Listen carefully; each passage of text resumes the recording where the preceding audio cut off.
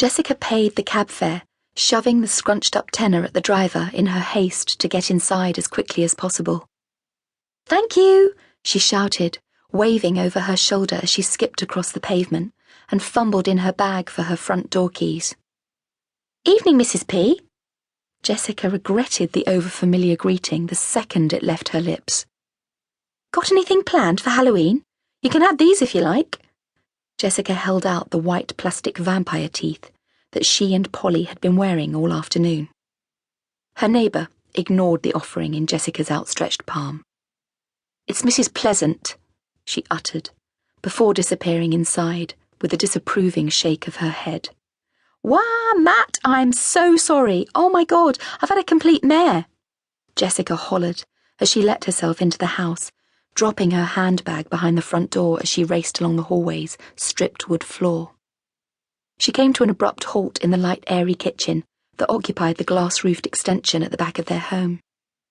Matthew was sitting at the breakfast bar in his dinner jacket, white shirt, and black bow tie.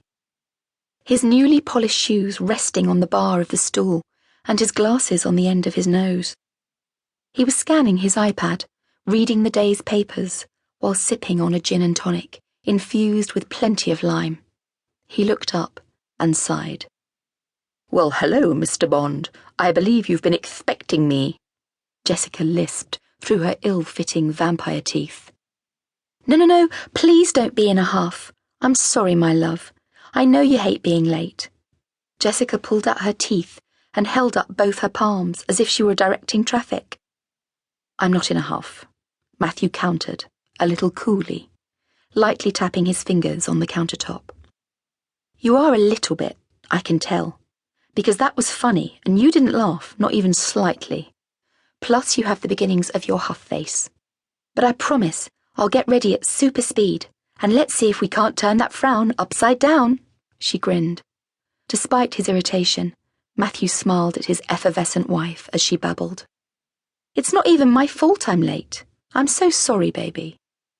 Jessica continued as she pulled her cowboy boots from her feet and flung them into a heap in the middle of the floor. "I was out with Polly and Jane in a pub down by the river, and I told them I had to get back for your very important lawyery night thing. And Polly even set an alarm so I could head off in plenty of time.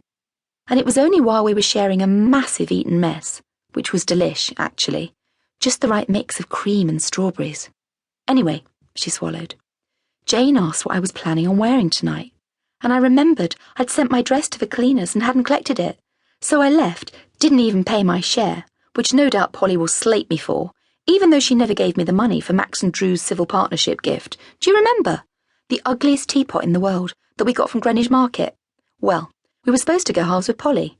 Anyway," Jessica rolled her hand in the air, "I hailed a cab, but when I got to Mayflowers on the Goldhawk Road, guess what?"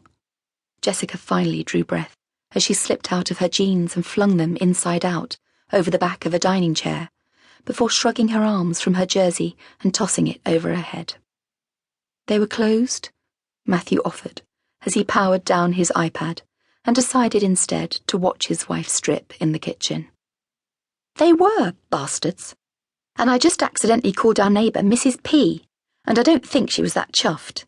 Oh, I need a drink. Do you think I have time for a quick one?"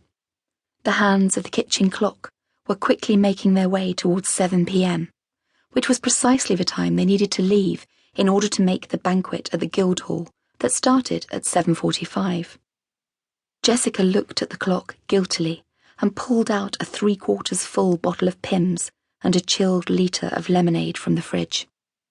"Be a love, Matt, and pour me a big one while I go and find shoes," she smiled as she plonked the bottles on the work surface and scooted along the kitchen floor in her bra and pants, before coming to rest in front of the huge scrubbed pine linen press in their hallway, which was brimming with numerous pairs of shoes and boots, most of which, if Matthew were to be honest, looked remarkably similar.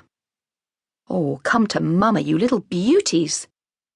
Jessica bent over and dug deep into the closet, withdrawing with a pair of beautiful... To keep listening to this audiobook, I've left you a link in the description so you can do it, at no cost thanks to Audible's 30-day free trial.